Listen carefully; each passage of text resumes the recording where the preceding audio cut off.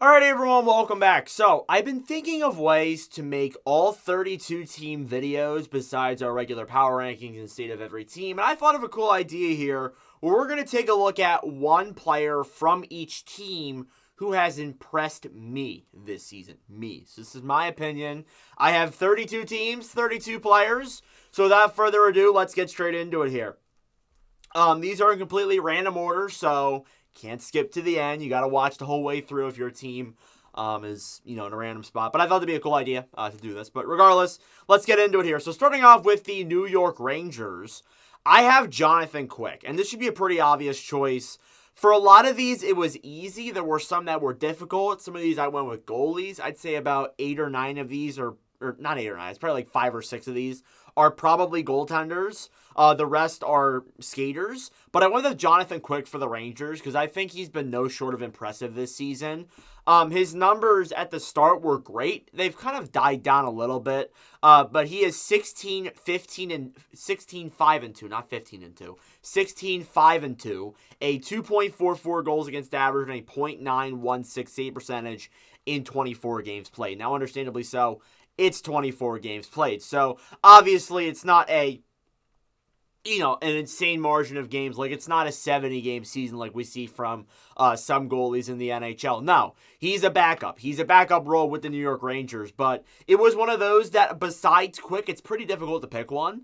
But I really did think Quick was impressive because what I thought, my general conception, was that Quick was going to retire. Or Quick was kind of out of his prime. And he proved to us this year with the Rangers that he's not. And if Shesterkin, who has had rough points this year, is now better than he was earlier in the season, but if Shesterkin does go through a little bit of a slump in the playoffs, you can bring in Quick with playoff experience. That could really help out the Rangers roster for sure. Moving into the Islanders, ironically, I have Noah Dobson. Dobson should be a very obvious choice here. 68 games played, 8 goals, 57 assists for 62 points. I have seen Islanders fans over the last couple of years say that Dobson's going to be this great player and I wouldn't say overhyping, but they were definitely saying that he was going to have a good potential, and until then, we haven't really seen a whole lot of that. This year, we have 57 assists through that stretch of the season is insane. We haven't seen a defenseman necessarily do that for the Islanders in a very long time. So it's good to see Dobson doing some great job there for the New York Islanders. Next up, Arizona. I have Nick Bjugstad. There were a few options you could have picked. You could have picked Michael Carcone. You could have picked Connor Ingram.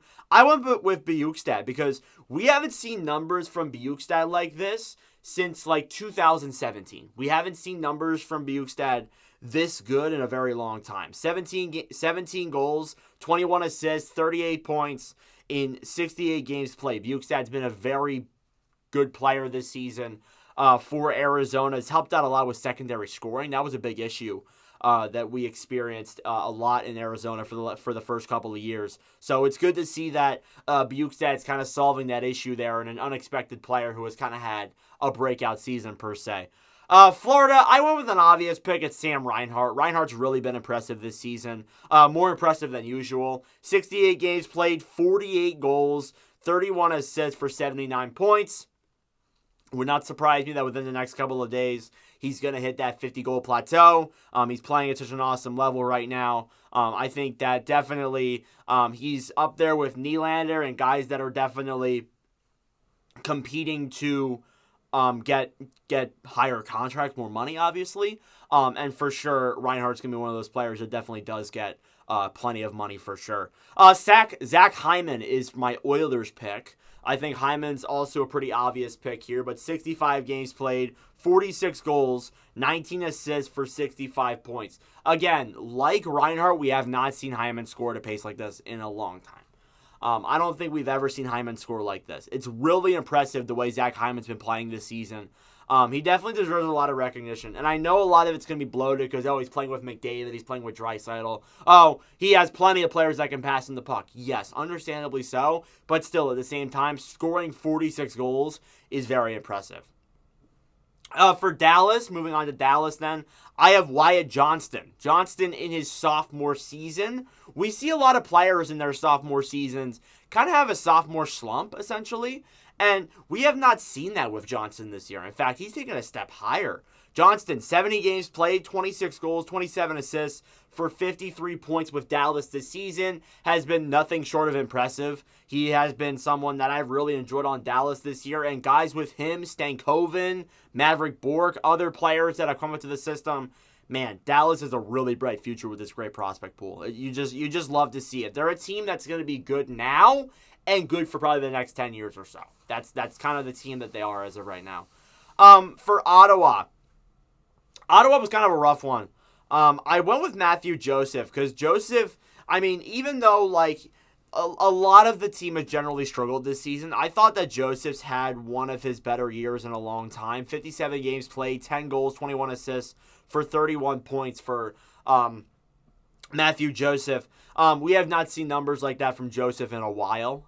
Even last year, I think he put up like 18 or 19 points. He didn't do a whole lot. This year, he scored a lot more. So that's good to see there from a guy like Joseph. You want to see some depth scoring, but definitely could be a player that we see on his way out of Ottawa in the offseason. Very possible. Not because he's playing bad, but because Ottawa wants to make some changes. For the St. Louis Blues, I went with Jake Neighbors. I like Neighbors here. Neighbors is, I believe, a sophomore in his sophomore season in the NHL. 69 games played, 22 goals, 10 assists, 32 points. Scoring at a very good rate for the St. Louis Blues. And that's something you want. You want young players like Neighbors to be scoring at that level. And we didn't see that from Neighbors through his first season or so, but we have this year. He's been really impressive with St. Louis, and I think that it definitely deserves more credit than it's getting. I don't see a whole lot of people talking about Neighbors, but I feel like he has a really good season so far. For the Carolina Hurricanes, I have Seth Jarvis. Jarvis has 69 games played, 25 goals, 30 assists, 55 points. Jarvis, another name there that has had a really impressive season with the Carolina Hurricanes. Definitely, it seems like as the years go on, he's getting better and better and is looking like an even bigger and bigger steal for the Hurricanes as the years progress on. And I remember when he was drafted by Carolina in 2020 with the 13th or 14th overall pick. He was a middle round draft pick. He'd probably be top 10 now, maybe even top 5 with the way he's been playing this season and going forward. With the Calgary Flames, I know these are weird. They kind of like are in order, but they're kind of not. They're meshed a little bit. But with the Calgary Flames, I have Blake Coleman. Coleman, I think, has had a really good season as well. 68 games played, 28 goals, 23 assists, 51 points. Was an all-star this season. And I looked at Coleman before this year as a player that, on his contract, was one of the worst contracts, not in the NHL, but definitely on the Flames for sure. But this series really kind of exceeded expectations and has had a pretty good season. So it's good to see Coleman playing at this level. And I've always liked Coleman, especially since his days playing with the Lightning, going on and winning the Stanley Cup the years he was there. For the Anaheim Ducks, I have Frank Vatrano. Vatrano, 69 games played, 29 goals. 21 assists for 50 points. Vatrano, another player that's had a really good season too. Again, was overlooked a little bit, looked at as like a second line forward, not a leading scorer on this Ducks roster, but has really taken a step for this team. Definitely has become an all-star and for sure deserves some recognition too, and has really impressed me this season, absolutely. For the Boston Bruins, I have Charlie Coyle. 70 games played, 23 goals, 31 assists for 54 points. When Coyle was, even like last year, Coyle was looked at as one of the worst contracts on the Boston Bruins system and one of the worst in the NHL. Now Coyle has 54 points in 70 games, is playing at a really good pace for the Boston Bruins, and is a guy that I'm really impressed with this year for this team. And I'm hoping that for Coyle, things will continue for him in this direction because he's a guy who, even last year, was like a fourth-line player. Like, was not a huge role on this Bruins system. Now, he's definitely, since the Bruins have lost a lot of depth, has become a much bigger player for this team. New Jersey Devils was a difficult one. I mean, the goaltending wasn't all too great. The offense, there wasn't anything that really surprised me necessarily. But a guy that has impressed me is rookie Luke Hughes. Hughes has been not the player, not like awesome, but he's still been really good. Hughes. 69 games played, 8 goals, 27 assists, 35 points. Scoring enough, getting the good enough assists, getting the offense flowing, and playing some solid defense too has definitely helped Luke Hughes in his good rookie season. Arguably the best defenseman of this rookie class. You could for sure argue that, but I do like the way that Luke Hughes is playing for sure on this Devils roster, especially a team too that has had a lot of injuries and has had a lot of negative accommodations to this roster, but Hughes has played well. The Chicago Blackhawks are a very hard one. I kind of went with, and this is when I started going with a lot of goalies, because for the bad teams, usually the best player is their goalie. It usually is. Bedard's obviously the best player for the Blackhawks, but I went with Peter Mrazek for this team. 48 games played, 15, 26, and 4, a 3.09 and a .904. So, yeah, it's safe to say that is not the greatest number ever. Those are not the best numbers. But playing for a team that is worse in the NHL, has a over 100 difference between their goals for and goals against, I would say that having a .904 is good. It's very good. So I give Mrazek a lot of credit there. I figured they might trade him at the deadline, but they extended him by 2 years. So definitely I look at that and say, yeah, he's absolutely going to be a notable player. And it's probably going to stay with Chicago throughout the rest of this rebuild per se. And then we'll figure out where he goes from there. Montreal Canadiens, I went with Mike Matheson. I would have went with Sean Monahan, but then he obviously got traded, so can't do that. Matheson, 68 games played, 9 goals, 38 assists, 47 points. Was a player that was really hot at the beginning of the year and then kind of cooled down a little bit, but still gets a lot of recognition. He deserves it. He has impressed me this year. He was a player that I looked at as a iffy kind of guy. Wasn't a big name defenseman. Turned into probably Montreal's best defender at this point.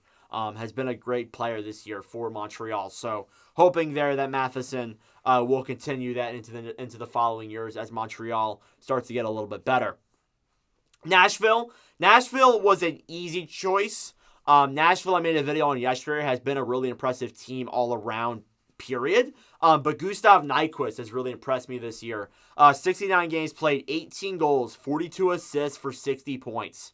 And the thing is, too, him and O'Reilly both have the same stat line, essentially, and they get paid the same. So it's great to see that Barry Trotz made 2 really awesome moves. But yeah, Nyquist, we haven't seen numbers like this from Nyquist in forever. I can't tell you the last time we've seen the numbers this good from Gustav Nyquist.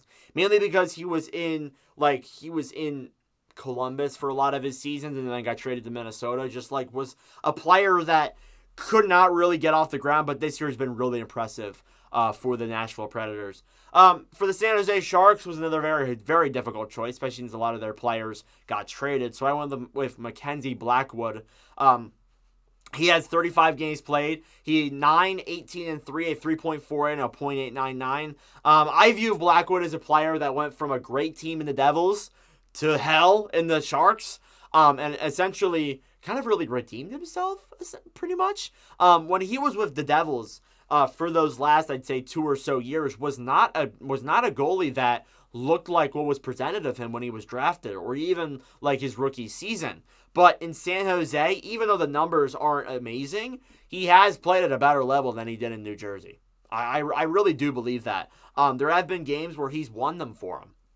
Simple as that. There have been games where he's won games for him. And there have been games, too. I remember early on in the season, they played Colorado and Philadelphia, and he stopped a combined of 80 shots in both of those games.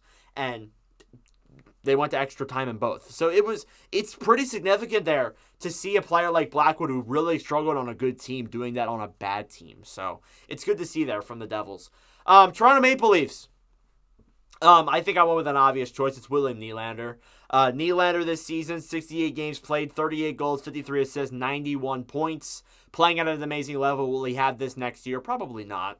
But still, got his money's worth, playing really well. Playing some of the best hockey of his career. And I mean, hey, he plays like this in a contract year. It makes a lot of sense. So why not pay him the money that he wants, essentially? That's pretty much what he was going for there. But hey, Nylander in there for Toronto. Vancouver, you could have went with a lot of choices here. You could have went with Quinn Hughes. You could have went with even JT Miller, Thatcher Demko. I went with Brock Besser.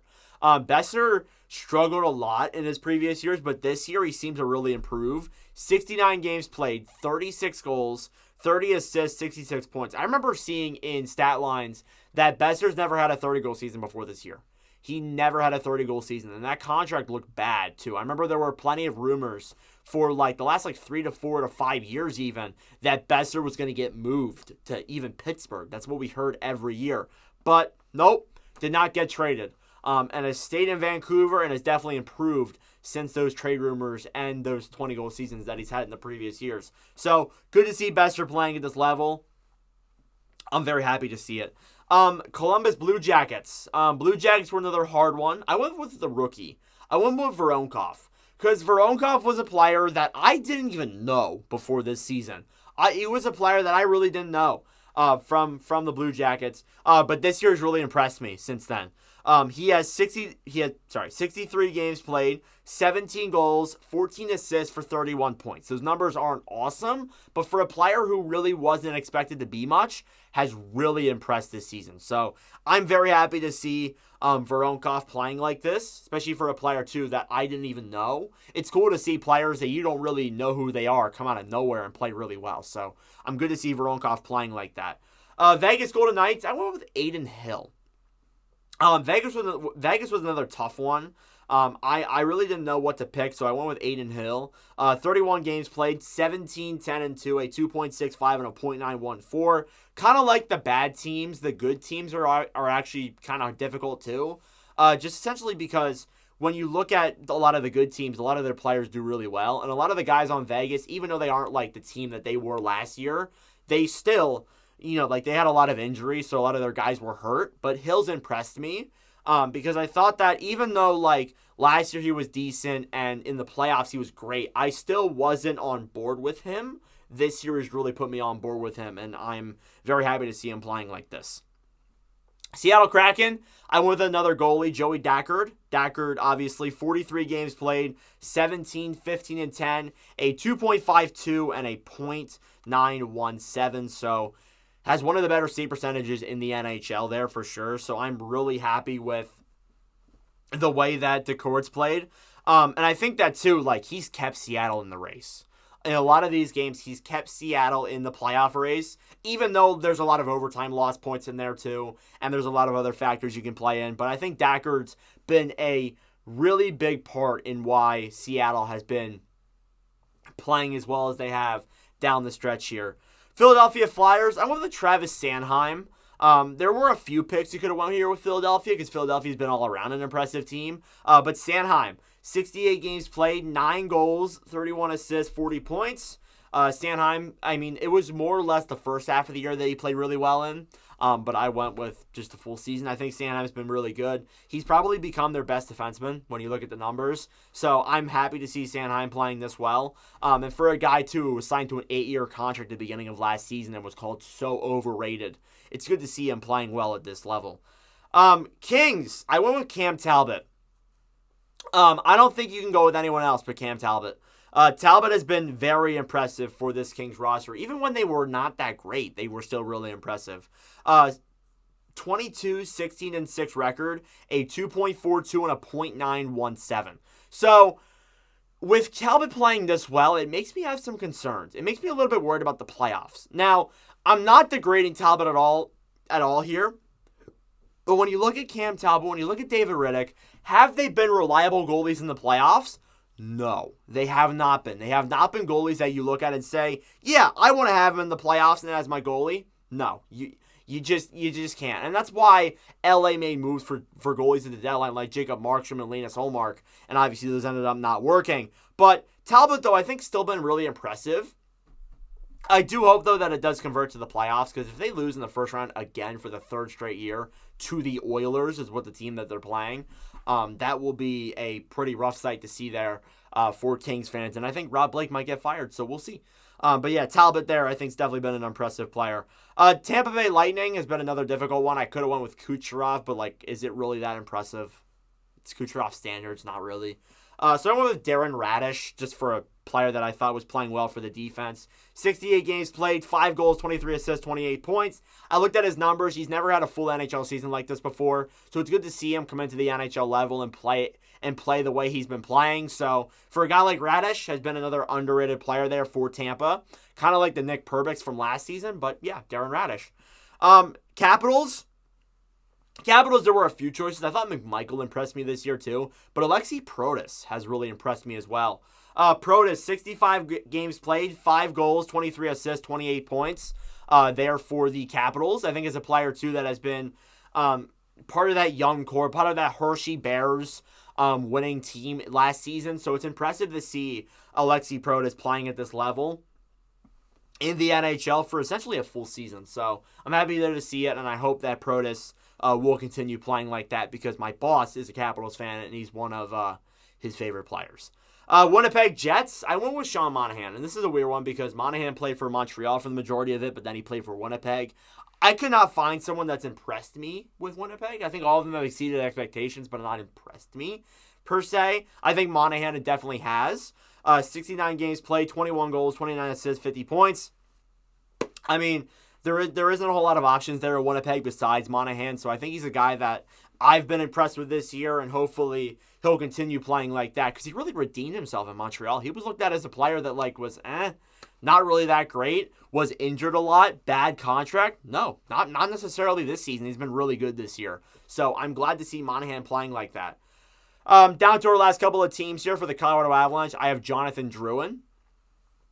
Jonathan Drouin, obviously, 66 games played, 12 goals, 29 assists for 41 points. Have never seen Drouin play at this level, play at this type of game that he has been. And it's because he's with McKinnon and, Landeskog, or not Landeskog, Rantanen and all those players like that. He's playing with those players. So obviously your stats are going to be better. But I think Drouin's definitely been impressive this year. And it's kind of, I guess I would say, redeemed himself this season for the Colorado Avalanche.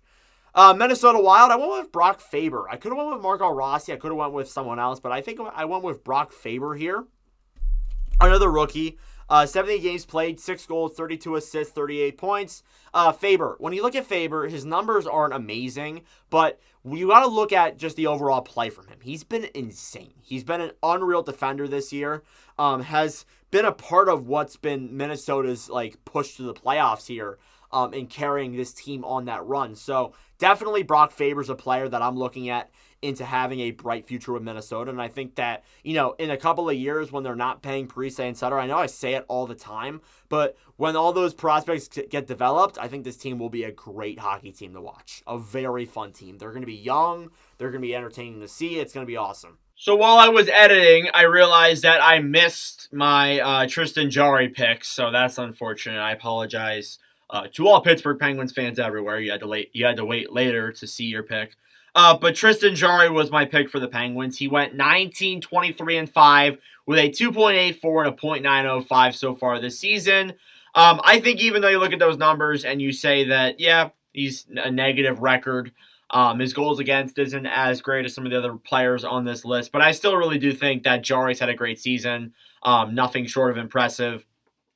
Still a guy that has been one of the big name players for this Penguins roster and definitely deserves recognition because for a lot of it, he's kind of kept them in some of the games that he's played. And that's surprising to say considering the fact that a few years ago he wasn't the best goalie in the world, but he's definitely gotten better since then. So yeah, Tristan Jarry was my pick. Sorry for Penguins fans who waited. So for Buffalo, I changed it here. I originally had John Jason Peterka, who has been impressive this year, but I think Ukko-Pekka Luukkonen's got to be in that spot. I don't think I could really put anyone else besides Luukkonen. Has been a player that, even like last year, his numbers weren't that great, but he's kind of looked like, a starting goalie for Buffalo now. When in, the previous years, like last year he played 33 games, was not a big name player, but this year really has been. 45 games played, 23, 18, and 3, a 2.52 goals against average and a .912 save percentage. Luukkonen's been impressive, without a doubt. Has been a player that really got Buffalo back into the playoff race. Like, in January, they looked out of it. They didn't look like a team that was going to make it. But now they're in the mix. So definitely there. I'm liking the way Luukkonen's playing. But for sure, Buffalo still has a ways to go before they're there, but it's going to be 13 years this year. It's rough. And finally, the final team that I have here is the Detroit Red Wings. I have Daniel Sprong for Detroit. So sorry, Detroit fans, you waited to the end for Daniel Sprong. But Sprong's been impressive. There's no doubt about it. 68 games played, 17 goals, 23 assists, 40 points. Yzerman signing him at a pretty cheap contract and him putting up numbers like that is really impressive. Was a guy even too in Seattle was let go and signed for less and has played really well for Detroit. So a great signing there by Yzerman. But hey, that is one player from all 32 teams that has impressed me this season. Let me know your thoughts in the comment section down below. Thank you all for watching. If you enjoyed, make sure to like and subscribe down below. I would greatly appreciate it. And anyways, thank you all for watching, and I'll see you guys in the next video. Adios.